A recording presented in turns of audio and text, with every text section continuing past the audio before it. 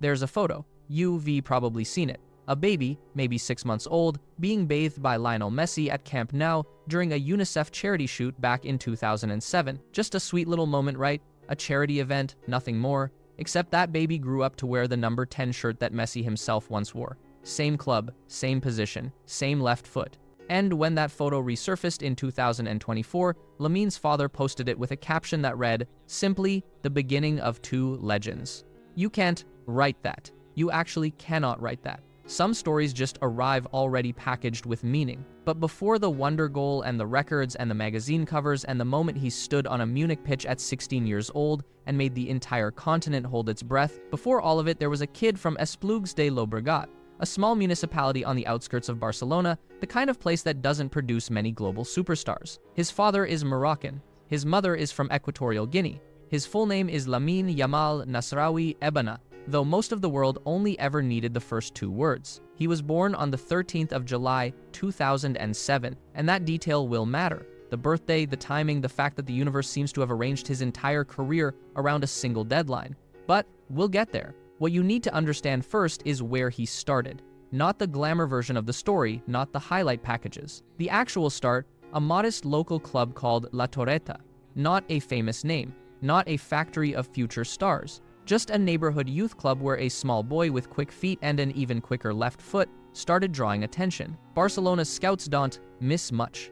They can find a gifted kid in a neighborhood nobody's heard of, and that's exactly what happened. In the summer of 2014, when Lamine Yamal was 7 years old, 7, by the way, which is the age most kids are still arguing about whose turn it is on the PlayStation, he walked into La Masia. La Masia, if you're not familiar, it's effectively the most famous football academy in the world. The place that shaped Messi, Xavi, Iniesta, Busquets, Puyol, Fabregas, entire generations of footballers shaped into something exceptional within those walls. And Yamal arrived there as a 7-year-old with a left foot that already didn't quite look like it belonged to a child. His coaches noticed something almost immediately, not just his technique, but his composure, the way he didn't panic. Kids that age usually play by instinct and chaos. He played like someone who had already seen the film and knew how it ended. His dribbles weren't showboating, they were purposeful. His coaches in the youth ranks would later describe his style as aesthetic, but always practical. He wanted to break lines, create, score, not to win a showmanship contest. That's a useful detail, because it tells you something about who he is as a player even now. He moved through the age groups at a pace that kept putting him in rooms with older kids. He wasn't just keeping up, he was leading. By the time he was competing at the Alavin level, the football community around the academy was already buzzing. Not in a loud, annoying way. In a quiet, serious way, the kind of buzz that actually means something. The family moved around the Barcelona region as he grew from Esplugues to Mataró, then to Granollers, and eventually he settled in Sant Joan d'Espí, near the training facilities at La Masia itself, which tells you something about the commitment involved. This wasn't a hobby for the Yamal family. This was a project. Now here's where the story gets interesting and where most football careers quietly come apart at the seams. Because La Masia is full of talented kids. The world is full of talented kids. Talent at 16 is not a guarantee of talent at 20. And talent at 20 is not a promise of a professional career. Most of the children who pass through La Masia don't make it to the first team. Most of them, statistically speaking, don't make it at all. And Lamine Yamal knew that. He grew up inside that system. He saw it happen to others. The dropout, the reassignment, the kind, professional phone call that ends a dream. He was never the tallest. He was never the most physically imposing. What separated him was the brain, the speed of thought, the decisions made before the ball even arrived. And that thing that can't really be taught. The absolute refusal to look like he was scared of anything. Not of older players, not of bigger stages, not of pressure. The 2022-23 season was his final year in the youth system. He was 15. Already there were conversations happening above his level, whispers in the technical staff about whether this one might be different, whether the timeline could be accelerated. Xavi Hernandez was managing the first team. And on the 29th of April, 2023, against Real Betis in a La Liga match that Barcelona won 4-0, something happened. Lamine Yamal came on as a substitute in the 83rd minute, replacing Gavi. He was 15 years, 9 months, and 16 days old. Barcelona's youngest ever player to feature for the senior team, a record that had stood since 1922, over a century.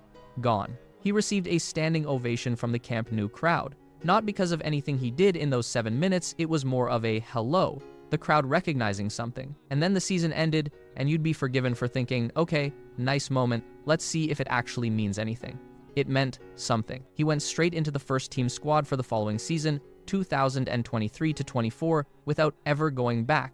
No loan spell, no gentle easing in. Xavi started integrating him properly, and the boy just played, like he'd been there for years. In October 2023, aged 16 years and just over 2 months, he scored in a 3-3 draw against Granada. A stunning strike from the edge of the area, and that goal made him the youngest ever goalscorer in La Liga history, the record that had belonged to people who are now coaching careers away from their playing days, and he didn't stop there. That same season, he scored twice in a single La Liga match against the same Granada, becoming the youngest player ever to score 2 goals in the same Liga fixture. He was 16 years and 213 days old. These aren't the kind of records that come from luck.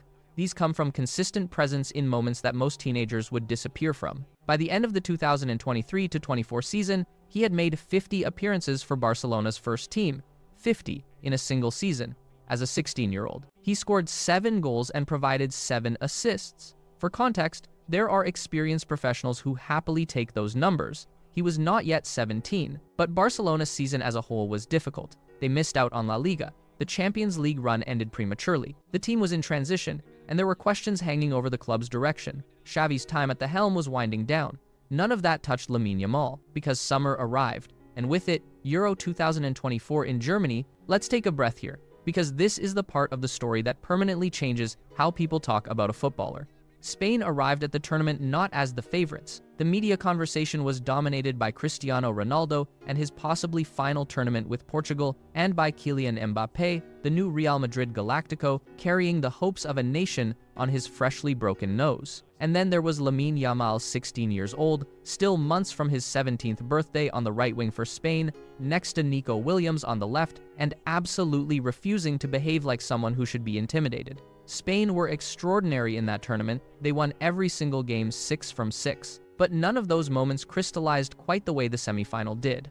France, Munich, the 9th of July, 2024. Before the game, French midfielder Adrien Rabiot had been asked about the young Spaniard. His assessment was measured but dismissive. The stage might be too big for a 16-year-old, he suggested. Yamal needed to do more than he'd done so far to reach a final.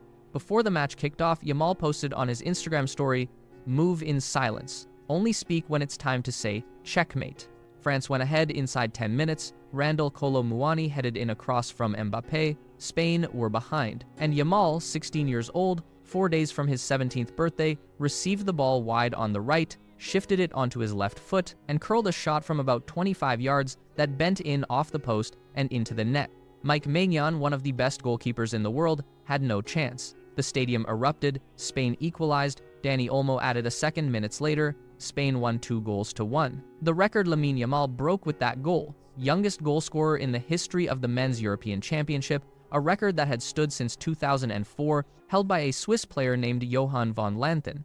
And it wasn't his only record of that summer. Just by walking onto the pitch earlier in the tournament, before he'd even scored, he'd become the youngest player ever to appear in a major tournament semifinal, breaking a record that belonged to a name with a bit more weight behind it, Pelé. That Pelé, 2 different records broken weeks apart by a kid who hadn't even turned 17 yet. After Spain eliminated France, Yamal looked into a camera and said 2 words, "Speak now." He later said in a press conference that his message was for the person who it was for. They'll know it was for them, which is the kind of 16-year-old confidence that makes you simultaneously respect him and feel slightly embarrassed about what you were doing at 16. 4 days later, on his 17th birthday, Spain played the final against England in Berlin, and Lamine Yamal celebrated his birthday by providing the assist for Nico Williams to score the opening goal in a 2-1 victory. Spain won the European Championship for the 4th time, their first since 2012.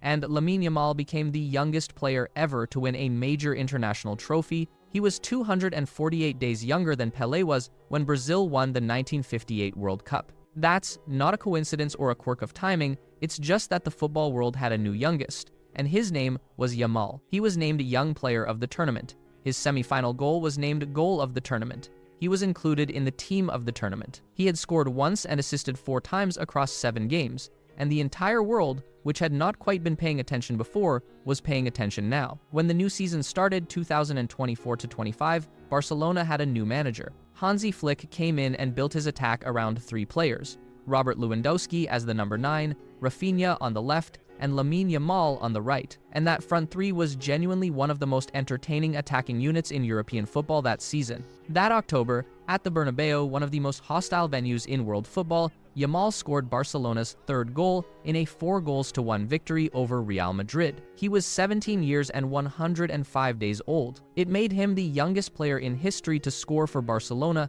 against Real Madrid in El Clasico, beating a record that had belonged to Ansu Fati. El Clasico away, in a stadium packed with Real Madrid fans who had turned up expecting something very different. By the end of the 24-25 season, across all competitions, he had scored 18 goals and reportedly provided somewhere around 20 to 25 assists, depending on which count you trust, in 55 matches. Those are not teenager numbers, those are elite player numbers. Barcelona won La Liga that season, his 2nd league title, having been part of the squad when Barca won it in 22-23. The awards followed in a way that almost started to feel routine, which is a strange sentence to type about someone who is still a teenager. The Copa Trophy at the Ballon d'Or ceremony in October 2024, the youngest winner of that award in history. The 2024 Golden Boy, given by Italian publication Tuttosport to the best under-21 player in Europe, again, the youngest winner ever. He joined Messi, Rooney, Mbappe, and Bellingham on that list. 8th overall in the Ballon d'Or vote itself, he won the Copa Trophy again in 2025, making it back-to-back, and then before the 25-26 season, Barcelona announced that Lamine Yamal would wear the number 10 shirt.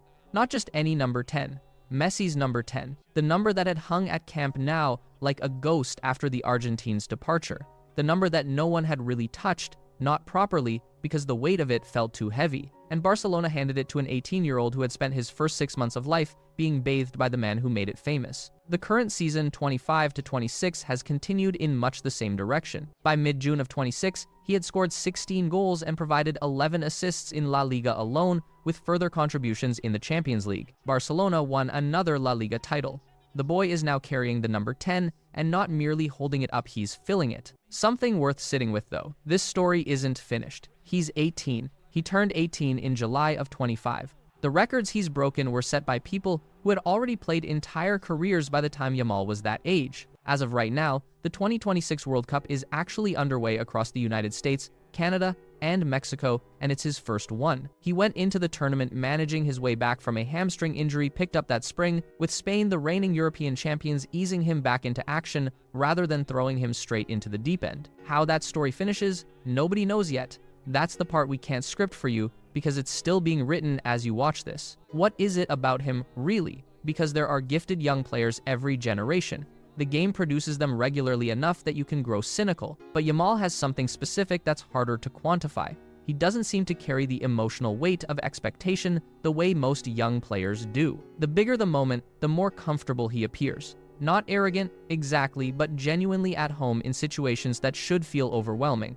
That goal against France, the Clasico, the nights when Barcelona needed something and turned to a 17-year-old with the number 19 on his back and got exactly what they needed. There's also the consistency, the assist numbers, the way he processes the game, creating chances for teammates with the same frequency as he takes them himself. He finished the 24-25 campaign with somewhere around 20 assists by most counts. That figure would be extraordinary for an established creative midfielder at the peak of their powers. He was 17. His contract runs until 2031. He will be 23 when it expires, if it does. Barcelona have tied him down with the kind of long-term deal that signals they know what they have. His reported wage, somewhere around 320,000 euros per week, reportedly makes him one of the top 3 earners in the squad, behind only Robert Lewandowski and Frenkie de Jong. Not a symbolic gesture. Not a "we're grateful for your contributions" bonus. A genuine commitment to a player they believe is going to be, for a sustained period, one of the very best on the planet. The Ballon d'Or question hangs out there. He has openly said he wants to win it and added, refreshingly, that anyone who claims they don't want it is lying. In 2024, he finished 8th in the voting. In 2025, he finished as runner-up. At 18, the honest answer is, we don't know if he'll ever get there. But the trajectory isn't pointing anywhere other than up. There's one more thread in this story worth pulling. Lamine Yamal heritage Moroccan father, Ecuadorian mother, born and raised in Spain, shaped at La Masia, is genuinely unusual for someone wearing the Spanish number 10. He's a product of multiple worlds. His background threads together continents and cultures, and it shows up in the way his story resonates across audiences who don't typically connect with each other. In North Africa, in Sub-Saharan Africa, in Spain, among immigrant communities across Europe, there's a particular kind of pride attached to what he's doing. Because representation in football at this level, carrying this number, isn't just about football. And yet, at the same time, the kid is just 18 now, with his headphones in and his Instagram story and his Speak Now moments, and his ability to be, somehow, completely normal outside of the 90 minutes when he is completely exceptional. His coaches describe him as quietly professional. His teammates seem to genuinely like him. He has the rare quality of not needing to perform off the pitch to compensate for anything. This is a story that started with a photograph in 2007, a baby and a legend at Camp Nou, completely unaware of what either of them would mean to each other's narrative. It continued through a modest local club called La Torreta, through the corridors of La Masia, through the first-team dressing room at 16, through Munich on a July evening when a teenager curled a football into the top corner and the commentators genuinely didn't know what words to reach for. It's still being written. Every weekend, every Champions League knockout round, every Spain qualifier, every Clásico, another line is being added. He's 18 years old and he has already broken records that will never be broken again because the rules changed after him and because some moments simply belong to one person. He's won European Championship medals and golden trophies and the number 10 shirt and the right to post "checkmate" on his Instagram after beating France with a goal that made him the youngest scorer in the history of the European Championship. What comes next is genuinely unknown, which is the most exciting thing in football. Not the predictable arc, not the player who fulfills exactly what you projected. Lamine Yamal at this moment has no ceiling that anyone can credibly point to. The game is waiting to see how far he takes it. And somewhere, probably in a framed picture, in a family home in the Barcelona metropolitan area, there's a 6-month-old being held by the greatest footballer who ever lived. Two legends. At the beginning.